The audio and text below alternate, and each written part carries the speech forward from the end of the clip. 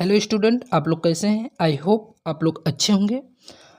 आज विज्ञान के पार्ट 3 में टॉप 10 क्वेश्चन लेकर आया हूं। चलिए बात करते हैं।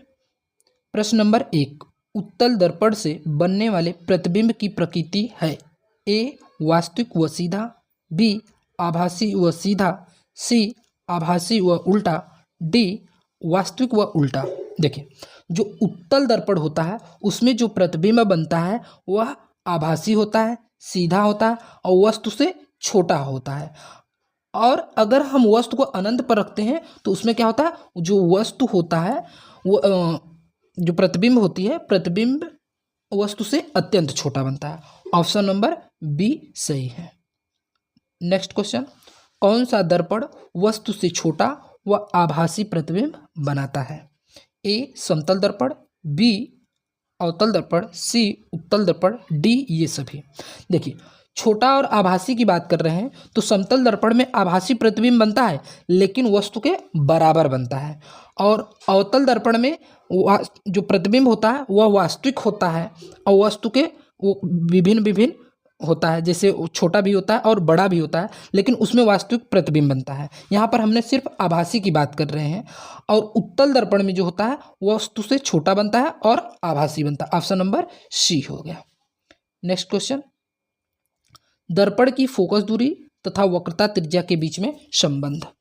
ए एफ बराबर आर, बी एफ बराबर 1/r, सी 2f बराबर आर, डी एफ बराबर 2r। देखिए, फोकस दूरी और वक्रता त्रिज्या के बीच में जो संबंध होता है वह होता है एफ बराबर r/2 होता है, और इसका मल्टीपल अगर हम इसमें कर देते हैं तो r बराबर 2f होता है। तो देखिए, इसमें कहीं ऑप्शन है, यहाँ पर है। देखिए, सी में जो होता है 2f/r, चाहे इसके बराबर ये करो चाहे इसके बराबर ये करो। ऑप्शन नंबर सी आपका सही है। नेक्स्ट क्वेश्चन, एक अवतल दर्पण की त्रिज्या 12 सेंटीमीटर है तो इसकी फोकस दूरी होगी ए 12 सेंटीमीटर, बी 6 सेंटीमीटर, सी -24 सेंटीमीटर, डी -6 सेंटीमीटर। देखिए, यहाँ पर त्रिज्या दे रखी है, फोकस दूरी पूछा है, तो एफ बराबर r/2 ये सूत्र है।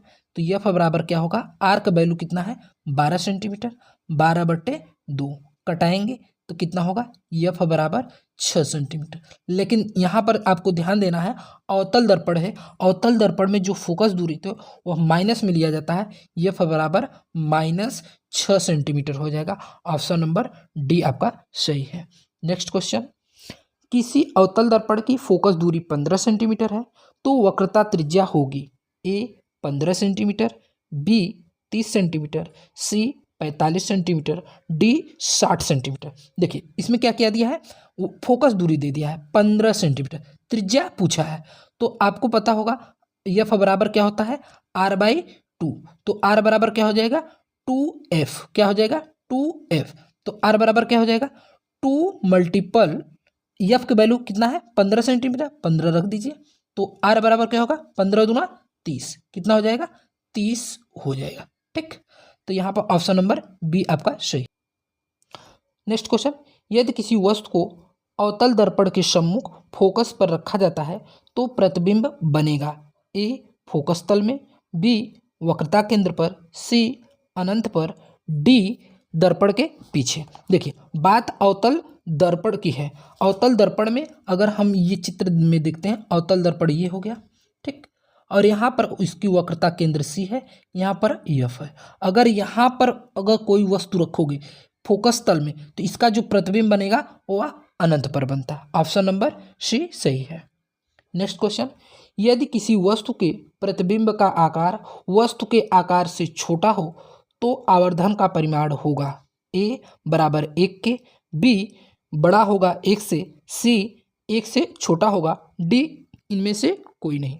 देखिए, जो आवर्धन का सूत्र होता है वह क्या होता है, प्रतिबिंब की लंबाई बटे वस्तु की लंबाई, जिसको हम h/h से प्रदर्शित करते हैं। अगर हम h की जो वैल्यू होती है वह क्या होता है, प्रतिबिंब से बड़ा है, यानी प्रतिबिंब की जो आकार होगा वस्तु से अगर छोटा हो जा रहा है, ये मान अगर छोटा है, ये मान अगर बड़ा है, तो हमेशा जो वैल्यू होगी वह 1 से कम आएगी। वह क्या होगी, 1 से कम आएगी। ऑप्शन नंबर सी आपका सही है। कौन सा? Option number C. Next question, संयुग्मी फोकस संभव है केवल ए उत्तल दर्पण में, बी अवतल दर्पण में, सी समतल दर्पण में, डी साधारण कांच में। देखिए, संयुग्मी फोकस की बात हुई तो संयुग्मी फोकस उन दो बिंदुओं के बीच जो संयुग्मी फोकस होता है, अगर हम पहली बिंदु पर कोई वस्तु रखते हैं तो उसका प्रतिबिंब जो होता है दूसरी बिंदु पर बने, और दूसरी जो बिंदु होता है अगर उस पर वस्तु रखें तो उसका प्रतिबिंब पहले वस्तु पर बनना चाहिए। यह केवल अवतल दर्पण में संभव होता है, उत्तल दर्पण में नहीं, क्योंकि उत्तल दर्पण में जो होता है प्रतिबिंब दर्पण के पीछे बनता है, और दर्पण के पीछे अगर कोई वस्तु रख देंगे तो उसका परावर्तन नहीं होगा। इसकी वजह से उत्तल दर्पण में इस संयुग्मी फोकस संभव नहीं है, केवल अवतल दर्पण में है। ऑप्शन नंबर बी आपका सही है। नेक्स्ट क्वेश्चन, उत्तल दर्पण से प्रतिबिंब सदैव बनता है वक्रता केंद्र तथा फोकस के बीच, वक्रता केंद्र तथा अनंत के बीच, सी है ध्रुव व फोकस के बीच, डी है कहीं पर बन सकता है। देखिए, उत्तल दर्पण की बात करते हैं। अगर उत्तल दर्पण की बात करते हैं, जो इसका प्रतिबिंब होता है, अगर हम ये होता है ध्रुव, ये होता है आपका फोकस, ये होता है आपका सी। ध्यान दीजिए, अगर जो प्रतिबिंब होगा उसका ध्रुव और फोकस के बीच ही बनेगा, ये एफ और पी के बीच में बनता है। ऑप्शन नंबर आपका सी सही है। नेक्स्ट क्वेश्चन, किसी प्रतिबिंब का रेखीय आवर्धन निर्भर करता है ए वस्तु की स्थिति पर, बी वस्तु की प्रकृति पर, सी वस्तु के आकार पर, डी वस्तु की दूरी पर। देखिए, रेखीय आवर्धन का सूत्र हमने बताया था, प्रतिबिंब की लंबाई बटे वस्तु की लंबाई। तो ध्यान देना, वस्तु चाहे जहाँ पर हो उस पर रेखीय आवर्धन पर निर्भर नहीं करेगा, प्रकृति पर भी निर्भर नहीं करता और दूरी पर भी नहीं करता, लेकिन उसकी लंबाई आकार पर निर्भर करता है। इसलिए यहाँ पर ऑप्शन नंबर सी आपका सही है। आज के लिए इतना ही, अब मिलते हैं नेक्स्ट वीडियो में, तब तक के लिए जय हिंद।